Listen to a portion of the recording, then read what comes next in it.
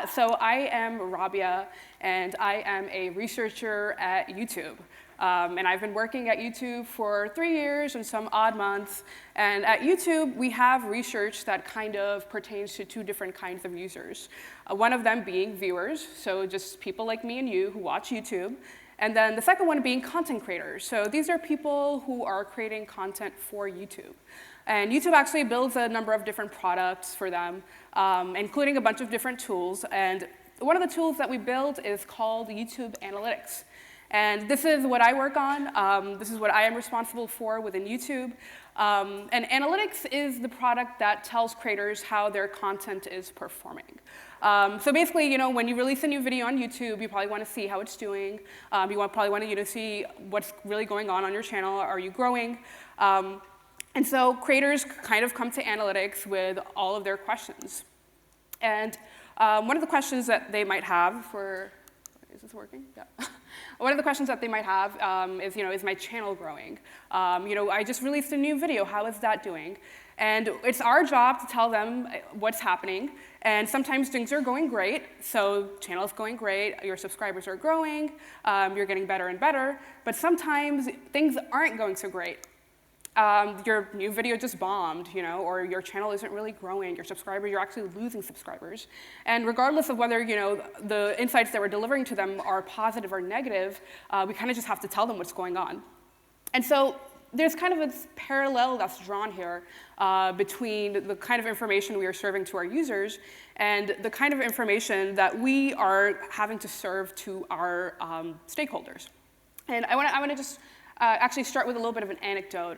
When I started working on YouTube Analytics, one of my first research projects, I sat down with a YouTuber, a content creator, and I was kind of like to them, okay, I want you to just log into Analytics and just have it look around and tell me how you're doing.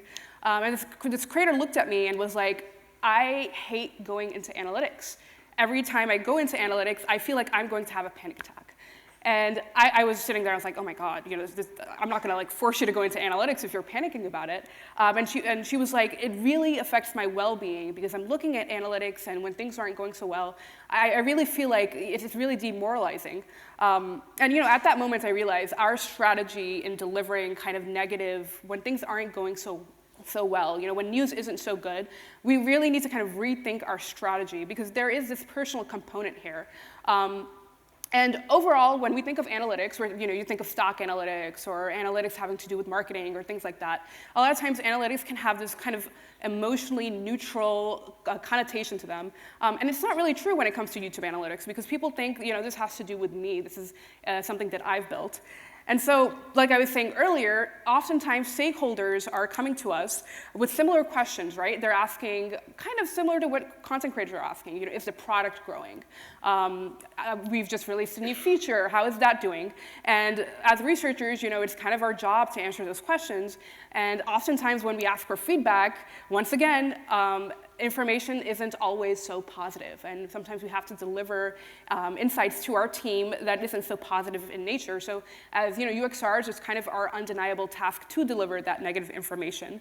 And I think that because I work in this space where we are delivering bad news to our users, I'm specifically equipped to give a little bit of advice on how is kind of the best way to deliver these negative insights to your product team.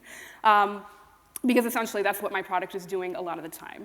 And so I think that there is this kind of parallel that is drawn between delivering bad news to users and delivering bad news to stakeholders. I've learned a few lessons along the way, and I want to share them with you guys so that you guys can kind of get a little tips, a little bit of advice on how to deliver negative insights to your product team.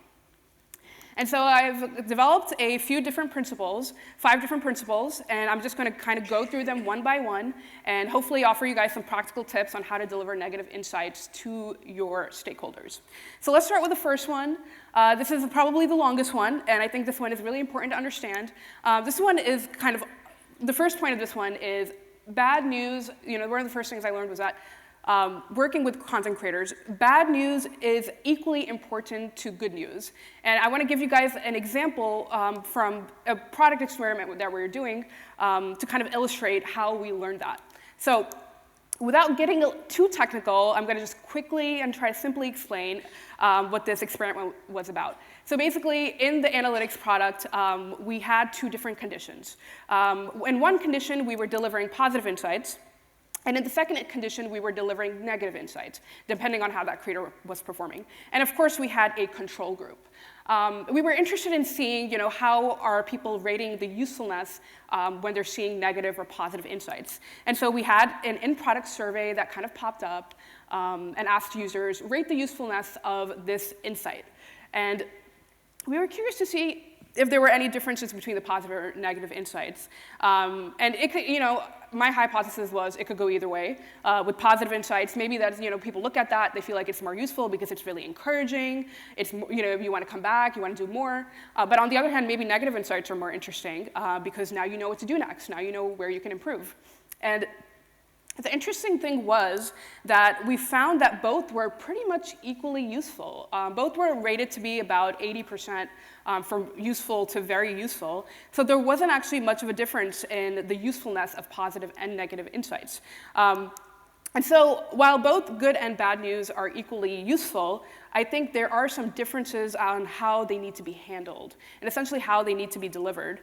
And one of the most important aspects here is understanding the emotion behind delivering bad news. And so I have a little bit of an audience poll to do over here. And I want you guys to raise your hand if you think that having empathy for your users is a core requirement for your job. Cool. And raise your hand if you would say that you have as much empathy for your stakeholders as you do for your users. Okay, a little bit less. And finally, if you're brave enough, raise your hand and if you think that you have a little bit more empathy for your users and a little bit less for your stakeholders. Yeah, okay, we're honest here, good. I mean, I can admit it, I think that I have a little bit more empathy for my users compared to my stakeholders. And that's something just to kind of think about. Like oftentimes we really understand our, we're at a UX conference, most of us are UX professionals. We understand our users really well. We understand what they're trying to accomplish. But when it comes to our stakeholders, sometimes as UX practitioners, we can have a little bit of a superficial understanding of what developers are really doing, of what designers are really doing, or what the product management is really doing. And sometimes it's a little bit unclear to us, what are they actually being evaluated on when it comes to their job? However, when it comes to our users, we have a really good understanding. And so I want you guys to think back to when you were in school and you would receive a report card. Or when, even right now, when you receive job evaluations. Or even if you're a researcher, when your method is kind of being questioned or your findings are being questioned, and people are kind of doing a little bit of a critique on the work that you're doing. And us as researchers, delivering reports, it can kind of be along the same lines, where we're giving a little bit of a critique to the engineer who was building the product, the developer who's building the product on how their work is going, and to the designer, okay, this is an evaluation of the design that you're doing. There's a very personal component here. And so when you're delivering your findings, I think it's really important to think about that. And so I want to use a quick example. Let's go back hundreds of years to the world of post-impressionism. Let's say that Van Gogh was about to start painting Starry Night, and he decided that he was going to use an iterative process to start evaluating Starry Night. And so every week, whenever he made a little bit of progression on Starry Night, he had a band of critics who were kind of giving him feedback. And we're kind of, giving him a little bit of a critique on how Starry Night was going. Just kind of like we do in our teams, right? So they were saying things to him like, okay, it's a little bit lopsided. Your main competitor, Cezanne, uses more realistic colors. So can we have a version 2 in a couple of weeks? Maybe an MVP. Or it's a nice landscape. It's not complex enough.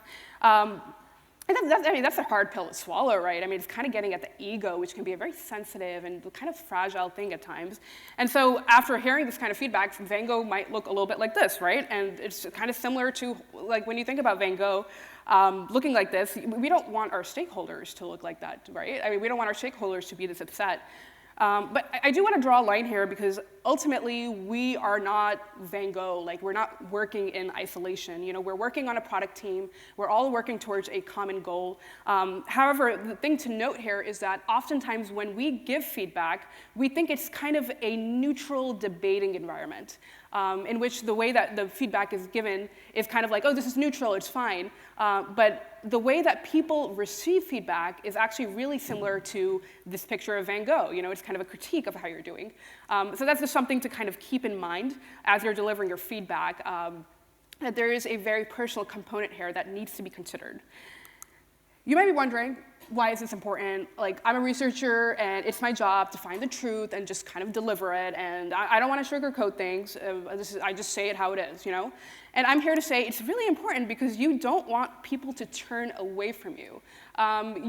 Your colleagues are forming associations around you. You want people to keep coming to your research readouts. You want people to keep thinking of you as an equal team member who's helping move the product forward. And again, I want to illustrate this with an example. So let's go back to the analytics example, where we were giving positive and negative insights, and we found that they were equally useful. People found both of them to be pretty useful. Well, we wanted to look into the data a little bit more, and so we looked at some behavioral data.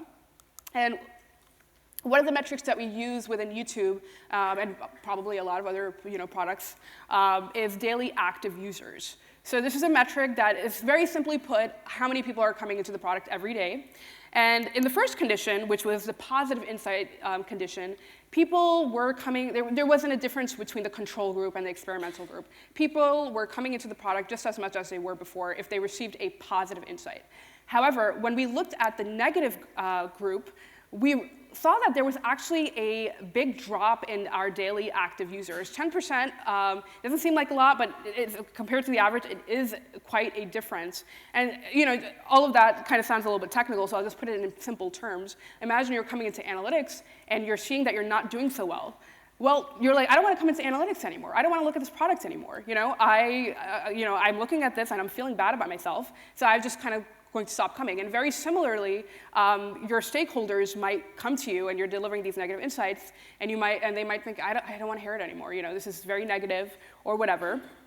And so let's move on to the second principle, where I'll provide a few different tips on how to kind of alleviate that. And this is all about clearly explaining what happened and focusing on actionability.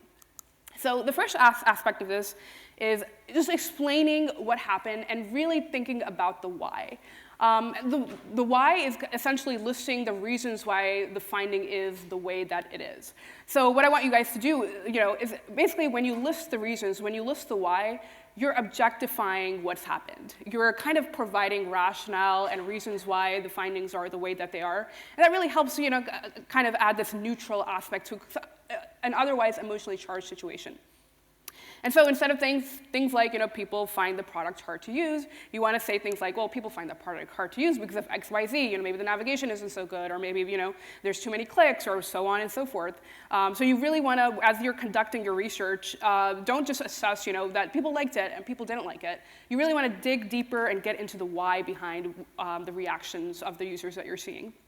And another tip I have for you guys is to distinguish between internal and external factors. And that probably doesn't make a lot of sense, so let me explain it. Internal factors are things that are in control, and external factors are things that are out of control. And your product team can have really different reactions depending on which one it is. But I think it's really important for us to kind of delineate between those two and explain what is in control and what isn't out of control.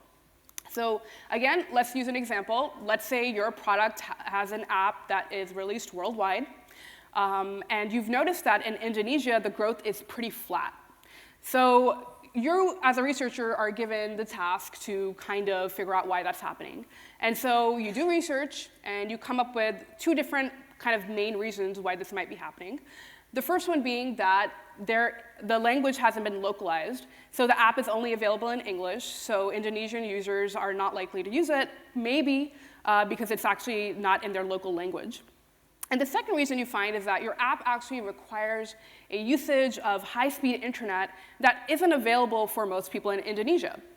So the first example is something that your team can control. They can change the language, they can localize it. The second example of high-speed internet simply not being available in Indonesia is not something that they can control. And it's really important to help your team kind of focus on the things that are in control so they can focus on actionability. And actionability is really important because actionability empowers. When you're, think back to when you're in a bad situation, when you feel like you have something to do, you just instantly feel better. Like, okay, I know maybe I can do one thing and then I can do another thing. It just makes you feel better about whatever you might be going through at that time. And so I would recommend, like, whenever you're delivering your insights, don't just say, well, this happened and this is why it happened. Without providing kind of recommendations on possible things that you could do next. If you just kind of deliver insights in that way where you're like, this happened, what do we do? Then it just kind of feels like a dead end, you know what I mean? You want to make sure that you're kind of promoting certain things that could be done. The next principle here is not dwelling on it. And what I mean by this is that don't dwell on negative insights. And there's a reason for this. And once again, let's go back to that analytics experiment. The one that found that negative and positive insights were equally useful. However, behaviorally, people were a lot less likely to come back when they were seeing negative insights. And this is an example of what someone might see when they come into analytics. And I want you guys to just concentrate on that top. This is actually an example of what someone might see in that negative condition. So it says, why your channel views have been declining. And you'll notice this is something that is kind of right at the top. Every time you go into analytics, you see it. And we'd been showing this for several days. And when you think about a creator coming into analytics, they're looking at this.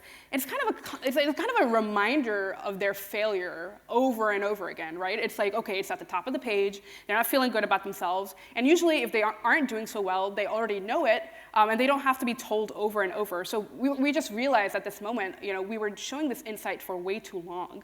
And overall, we as human beings have a bias for remembering negative events. We're more likely to leave a bad review as opposed to a good review, just because it's just a little bit more salient in our mind when negative things happen. So when it comes to bad information, yeah, there's always individual differences when it comes to your stakeholders, but overall, you probably don't need to dwell on it that much. And I would recommend focus more on actionability and what to do next. And another thing to note here is that your colleagues are forming associations around you. You don't want to be seen always as like the bad cop, the one who's here to kind of always deliver the bad news, the bearer of bad news. These associations are really important because you want to be seen as somebody who's also moving the product forward, who's an equal team member, so on and so forth. So my next principle here is about telling the right story. And this one is kind of, all about thinking about the right picture that you're trying to paint to your product. So the first question whenever you receive any feedback that might seem a little bit negative is that, is the bad news actually bad? I want you to kind of pause and think for a second. How does this fit into the bigger product story? How does this fit into the product roadmap? When it comes to the future of the product, what does this actually mean for our findings?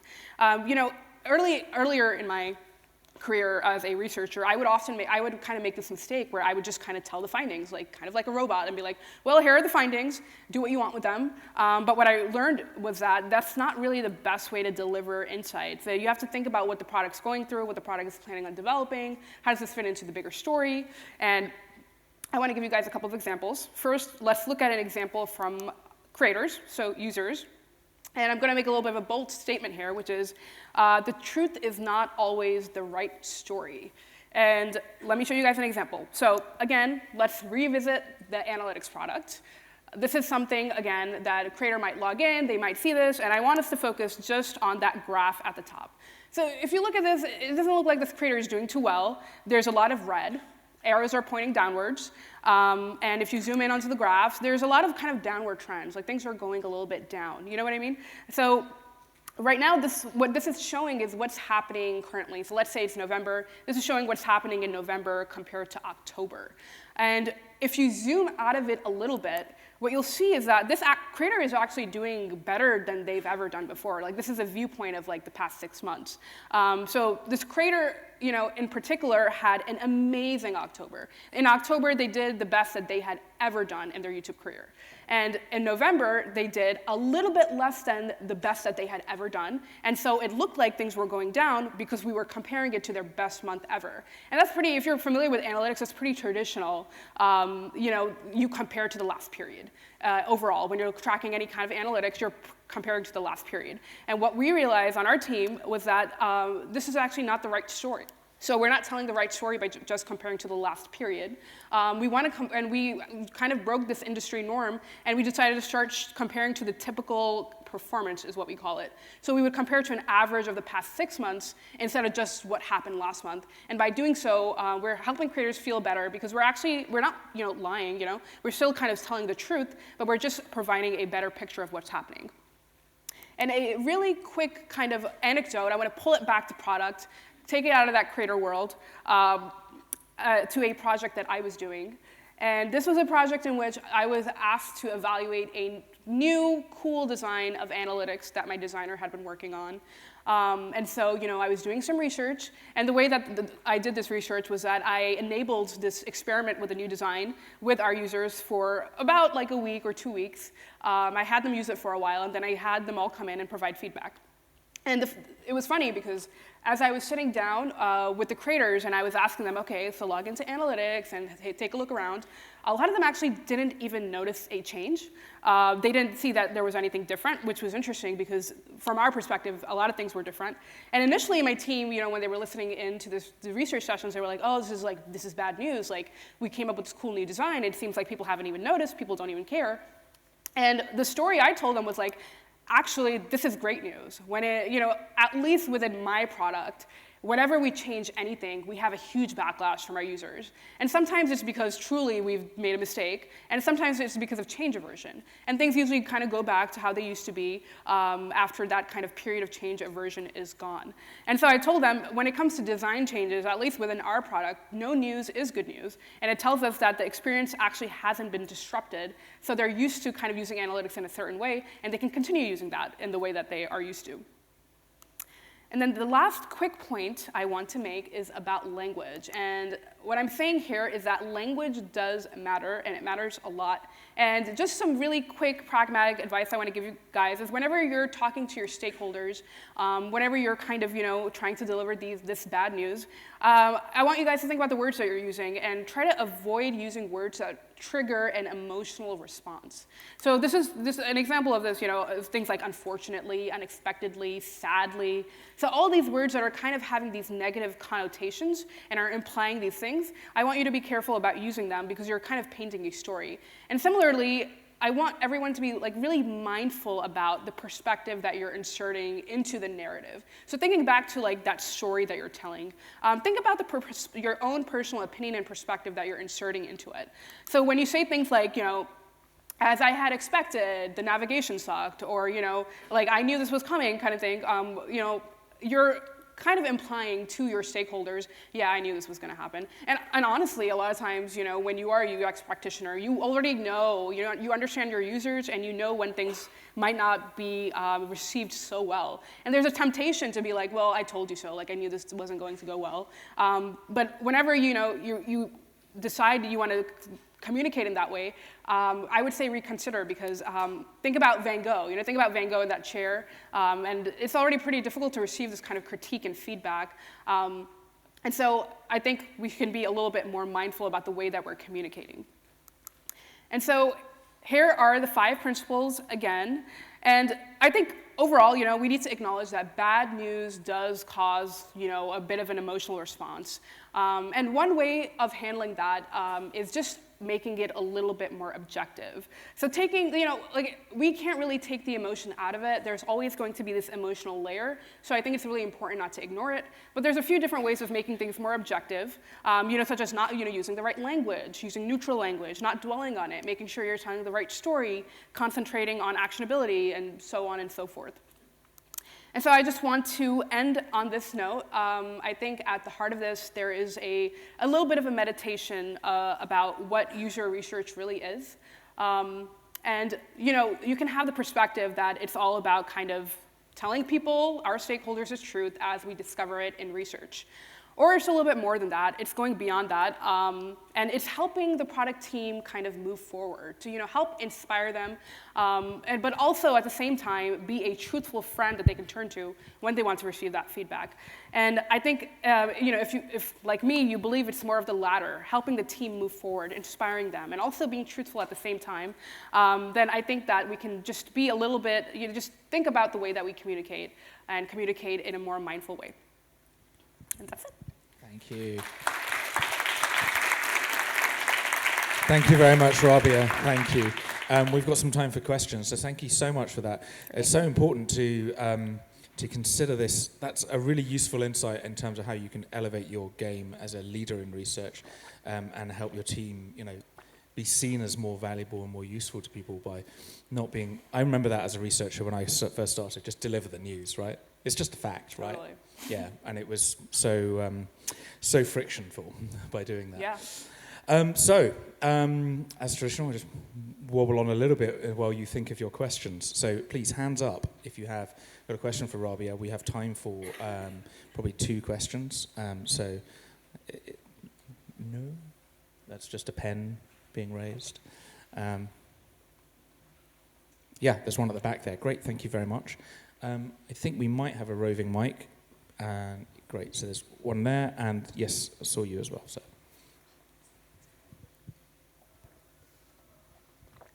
Hi, just wondering if you start on a project and the team already has a perception that research brings about news, so they already have that association with research. Any advice on how to change that? Yeah, that's a really good question. And I'll be honest here, when I started working on a certain team, that was exactly the case. Research actually had a really bad reputation, and it was kind of seen as these people who just kind of told you things are going wrong, things aren't good, just delivering the insights, dropping those truth bombs, and just leaving. And so rebuilding that trust in research, I think, was one of the more challenging things I've done. And a few pieces of advice is that, for one thing, it takes time. And I think, very practically speaking, I think the best way of doing that is establishing trust with your team by doing a few different research projects that actually help move the product forward. You know what I mean? So it's not all about, well, this is we're going to halt our progress, we're going to halt our growth, and we're just going to stop, and this is what research has to say. I think it's really important for research to actually come in and be able to help move things forward. Doing that in a mindful way. I mean, sometimes you do have to do things like, okay, this shouldn't launch right now, or things like that. But sometimes you do have to be more practical about deadlines, and you have to be more practical about, certain goals that the product team overall wants to reach. And displaying that research can really help people accomplish their goals, and by people I mean stakeholders, and just being seen as an equal partner in doing that. I think after maybe 2 or 3 of those research projects is when really my team started to trust me and thought, okay, she's not just here to kind of give this research and just be done with it, but she's actually really here to help us answer the questions that we're looking for answers to. So I would recommend that's really the best way to do it, is to display your value through the research that you do. Wonderful. I think we have another question here, second row. Hey, have you ever experienced delivering negative results in a conference room to your team where they basically try to reframe your results to fit their narrative, or maybe bench the results because it doesn't fit in with the timeline? Yeah. That's the point. Yeah, I have. I think we all have, right? And I think that it is our duty as researchers to make sure that they understand what really happened. And I do think sometimes you do have to be adamant about the research findings and being like, oh, again, be careful about the language that you use, and don't try to do any blaming, or don't try to make it seem as if they've done wrong, but be like, oh, actually, I don't think that's what happened. What really happened was this. Do you understand?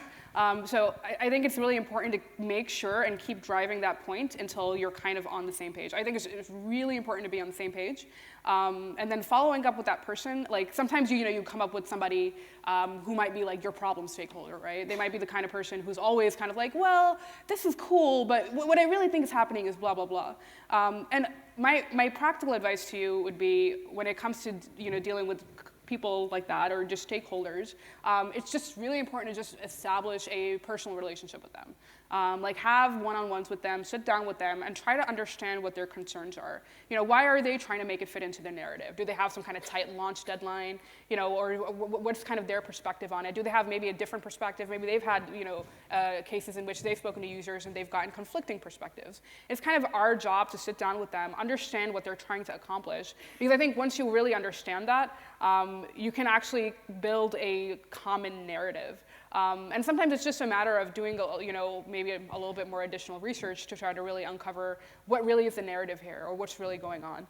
But overall, I think when it comes to, dealing with stakeholders overall who maybe sometimes might question what you're saying or might try to fit it into whatever their own viewpoint is, it's important just to kind of establish this personal relationship with them, understand what their concerns are, and then, also be a little bit adamant about the research findings that you have, because ultimately it is our job to advocate for the user and make sure that things aren't just twisted to fit into what's really happening. And one last thing is that it's also, one technique that I use a lot is that I'll try to bring my users as close to my product as possible. So I'll have all of the different team members of mine attend creator events. I'll have creators come into the office and talk to them. We'll have team offsites in which I'll be like, okay, we'll have a lunch with a creator, and I'll invite local creators to come in.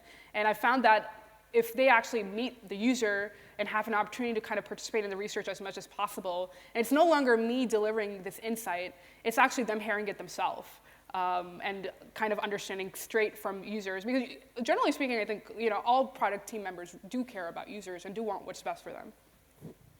Thank you very much. Yeah. Great. Another round of applause for Rabia. Thank you very much for that. Thank you.